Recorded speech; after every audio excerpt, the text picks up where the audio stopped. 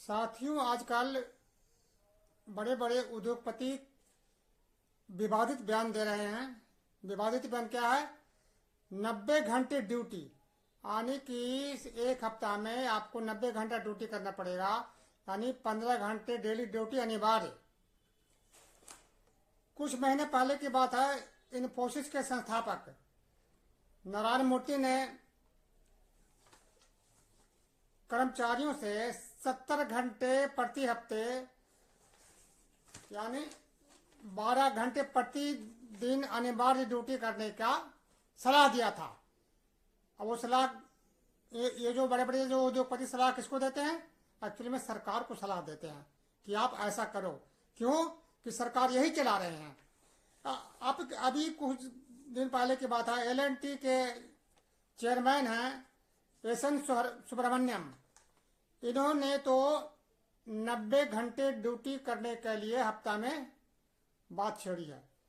इन्होंने ये सलाह दिया है कि घर बैठ के आप अपनी पत्नियों को कितने देर निहारते रहोगे, या पत्नियां घर बैठ के कितने देर अपने पति को निहारते रहेगी। इसलिए 15 घंटे प्रतिदिन की ड्यूटी होनी चाहिए। इतना ही नहीं, उन्होंने आगे और भी कहा, उनको बहुत दुख है कि वो संडे को भी छुट्टी देते हैं, संडे को आपसे काम नहीं लेते हैं। उनकी ये मंशा है कि कर्मचारीगण संडे को भी ड्यूटी करें, यानी कि पूरे महीने काम करें और कोई छुट्टी ना लें, कोई सुविधा ना मांगे। ये मंशा इन बड़ी बड़ी कंपनियों के चेयरमैन और सरमादार की है। आखिर ये जो इनकी कारनामे है, ये जो इस तरह के बयान किसके साथ देते हैं, आप इसके बारे में विचार करने की जरूरत है कि आखिर ये बयान किसके साथ देते हैं। और दोस्तों, मैं आपको एक बता रहा हूं कि ये बहुत ही महत्वपूर्ण काम का चीज है, आप सबके लिए हित की बात है। इसलिए आप पूरे वीडियो को लास्ट तक देखिए, कई चीजें आपको देखने को मिलेगा। तो आप इसको बीच में मत काटिए, आप ये मत देखिए। तो कारखाने में जो ड्यूटी करते हैं, तो उनके लिए इन्होंने एक तरह से इनका मांग यही है कि 15 घंटे प्रतिदिन ड्यूटी होनी चाहिए। यानी ये जो खून निचोड़ने वाला देश जो खटमल होते हैं ना, इनकी बयान खून पीने वाले खटमलों जैसा है। खटमलों का क्या काम है? आपका खून चूसना, और खून चूस करके उस पर जिंदा रहना। यही हाल ऐसे बयान देने वाले, एक्चुअल में ये इंसान नहीं, ये खून चूसने वाले खटमल जैसे हैं। इनकी नीयत यही है कि आप अपना खून पसीना एक करके और इनकी तिजोरी भरते रहो, और इनकी तिजोरी भरने के लिए आप जिंदा रहो। इनकी मंशा यही है। जब हमारे देश में कई करोड़ लोग बेरोजगार हैं, एक दो नहीं, सरकार का ये कहना है कि हम 80 करोड़ लोगों को फ्री राशन दे रहे हैं। इसी से आप अनुमान लगाइए कि हमारे सरकार जो है 80 करोड़ लोग अपने खाना की व्यवस्था नहीं कर पाते हैं। इसलिए सरकार उन्हें हर व्यक्ति 5 किलो चावल या गेहूं देती है और तेल देती है। ये सरकार का कहना है। तो जहां 80 करोड़ लोग जो सरकार के रहमो कहने पर जीवित हैं, उनके पास कोई काम नहीं है, तो फिर ऐसी स्थिति में 15 घंटे का ड्यूटी का क्या औचित्य बनता है? हमें ऐसी व्यवस्था चाहिए जहां अधिक से अधिक लोगों को रोजगार मिले, काम मिले। और ये जो बता रहे हैं कि 15 घंटे ड्यूटी करने, तो 15 घंटे ड्यूटी करने का मतलब है कि जहां 3 शिफ्ट काम होता है पूरे 24 घंटे में, वहां 2 शिफ्ट ही काम होगा। और 2 शिफ्ट काम होने का मतलब है कि 1/4 श्रमिक जो है, कामगार है, चाहे वो कहीं भी हो, चाहे हॉस्पिटल में हो, चाहे कहीं भी हो, वो बेरोजगार हो जाएंगे, यानी बेरोजगारी और बढ़ाएंगे। तो क्या ये आपके लिए ठीक लगता है? ऐसी व्यवस्था होना चाहिए। अब सवाल उठता है कि ये इससे क्या फायदा होगा? क्या आम मजदूर को फायदा होगा? ये तो ये चाहते हैं कि वो 12 घंटे ड्यूटी होगा, तो जहां 3 व्यक्ति को 12 घंटे 24 घंटे हमें ES, PFI और अन्य छुट्टी की सुविधा देनी पड़ती है, वो क्या होगा कि उनको मात्र 2 व्यक्ति को ही देना पड़ेगा। एक हिस्सा सीधे बाहर हो जाएंगे। यानी जहां एक दिन में 3 मजदूर काम करते थे, 3 कर्मचारी काम करते थे, वहां अब उनको 2 कर्मचारी का ही खर्चा उठाना पड़ेगा। इनकी सोच ये है, यानी कि अपना खून पसीना बहा करके इनके तिजोरी भरते रहो और ये आपके ऊपर ऐश करते रहे। आप देख लीजिए कि कोरोना के टाइम में के बाद से कितने लोग जो जो गरीब थे वो और गरीब हो गए हैं, उद्योग बर्बाद हो गए हैं, इस तरह से बुरी हाल हो गई है। लेकिन हमारे देश में अरबपतियों की संख्या कई गुना बढ़ गई है। आखिर कैसे बढ़ी है? कभी आपने इस पर विचार किया? ऐसे ही खून चूसने वाले जो खटमल हैं, इनकी नीति ही जो है के वजह से ही ऐसे हुआ। अब ये जो बयान देते हैं, ये भी सोच ले कि किसके साथ बयान देते हैं। इलेक्शन के टाइम में अरबों रुपया ये चंदा देते हैं, तो एक तरह से सरकार यही चला रहे हैं। सरकार जो चल रही है इनके पैसे से चल रही है। सरकार इनके बातों को मानती है और इनके बात पे ही अमल करती है। और ये कोई नई बात नहीं है। कर्नाटक में ये बातें सरकार ने प्रपोजल भी दिया है। 14 घंटे डेली ड्यूटी करने का प्रपोजल कर्नाटक सरकार ने दिया है।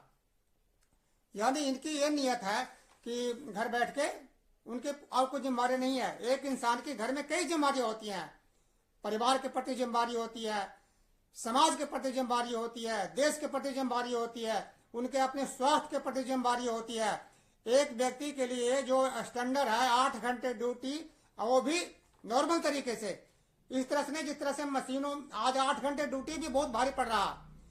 इन्होंने कन्वेयर का जहां काम प्रोडक्शन में होता है, कन्वेयरों का, मशीनों का इतने स्पीड बढ़ा दिया है कि वो मानक जो हमारे जो स्टैंडर्ड मानक है उससे भी कई गुना ज्यादा ये उन्होंने बढ़ा दिया है और कोई देखने वाला नहीं है। यानी एक व्यक्ति 8 घंटे में यदि 50 पीस बना सकता है तो उनको 70 पीस 80 पीस बनाने के लिए मजबूर किया जा रहा है। इस तरह से कन्वेयर का स्पीड को बढ़ा दिया गया है और आपको मशीन के हिसाब से ही चलना पड़ेगा। आप नहीं चलोगे तो मशीन रुक जाएगी, आगे लाइन पे जो मटेरियल है उनका ढेर लग जाएगा। तो इस तरह की हमारे देश में स्थिति है अभी। और ये कह रहे हैं ड्यूटी करने के लिए 12 घंटे। अब आगे बात रही कि हमारे देश के अंदर में इतने बेरोजगार हैं कि आप चल जाइए कंपनियों के सुबह सुबह तो कैजुअल भर्ती के लिए लाइन लगे होते हैं। तो ऐसी स्थिति में क्या जरूरी है कि 12 घंटे 16 घंटे की 15 घंटे की और 14 घंटे की ड्यूटी किया जाए? मेरे हिसाब से ड्यूटी 6 घंटे का होना चाहिए। जिस भी कंपनी में जहां 12 घंटे ड्यूटी होता है की बात कर रहे हैं, जहां 3 शिफ्ट चलता है 12-12 घंटे का, 8-8 घंटे का, वहां 4 शिफ्ट चलना चाहिए। इससे क्या होगा कि 6-6 घंटे का ड्यूटी होगा और 1/3 रोजगार की संख्या बढ़ जाएगा देश के अंदर में। जो लोग बेरोजगार हैं उनको काम मिलेगा और उत्पादन भी बढ़ेगा। लेकिन ये जो खटमल हैं, जो खून चूसने वाले हैं, इनकी तो मंशा ये है कि देश के आगे बढ़ाने के नाम पर आप अपना झोली भरते रहो और इनके तोंद को मोटा करते रहो। इसके लिए एक उपाय है, यदि ये कहते हैं कि ड्यूटी 15 घंटे होना चाहिए तो इनको सबसे पहले ऐसी जगह जहां नाला खोदा जाता है या जहां पर कन्वेयर पे काम करता है, जहां पर फर्नेस पे लोग 12-12 घंटे ड्यूटी करते हैं, इनको 6 महीने के लिए इनको यहाँ लगा दें। ये जो ऐसे बयान देते हैं ना, इनको 6 महीना के लिए लगातार यहाँ पर लगा दें और 6 महीना के बाद इनसे मिलिए, फिर देखिए इनकी बीवी इन्हें पहचानती है नहीं पहचानती है। ये घर पे मिलते हैं या हॉस्पिटल में मिलते हैं। बयान दे देना बहुत बड़ी बात नहीं है, लेकिन उसको अमल करना बहुत बड़ी बात है। हमारे देश के जो भी कामगार हैं ये सारे के सारे मेहनती हैं और जहां तक है अच्छी तरह से काम करते हैं। यदि काम नहीं करते हैं तो इनकी कुव्यवस्था इसके लिए जिम्मेदार है, इनके मैनेजमेंट जिम्मेदार है, न कि श्रमिक जिम्मेदार है। इस देश में क्या हो रहा है, गरीब वर्ग, मजदूर वर्ग, किसान वर्ग और छोटे व्यापारी को शोषण हो रहा है। और बड़े बड़े जो पूंजीवादी घराने हैं, जो साम्राज्यवादी ताकतें हैं, ये इनको शोषण कर रहे हैं। ये लोग एक पूंजीवादी, मेरे दोस्तों मैं आपसे ये बताना चाहता हूं कि ये पूंजीवादी ताकतें जो हैं ये बिल्कुल संगठित हो गई है। ये इक्की पिक्की जितने इनके संगठन है ना, ये एक है और ये सरकार पर दबाव बना करके और अपने हिसाब से सरकार चलाना चाहते हैं और सरकार इनके इशारे पर चल रही है। कोई भी सरकार है इनकी बात को नहीं सुनती है, आपकी बातों को नहीं सुनती है। आपकी बात सुनती तो जो लोग रिटायरमेंट हो गए, 60 साल में रिटायरमेंट हो गए हैं और 8 साल से उन्होंने अपना पीएफ का मिनिमम 1,000 से बढ़ाकर 60,000 8,000 करने की बात कर रहे हैं, लेकिन सरकार 8 साल से इन्होंने कुछ नहीं किया। लेकिन उद्योगपतियों के अरबों रुपया कर्ज माफ करने में चुटकी में ही कर देते हैं, इनको कोई देर नहीं लगाते हैं। ये है हमारी सरकार।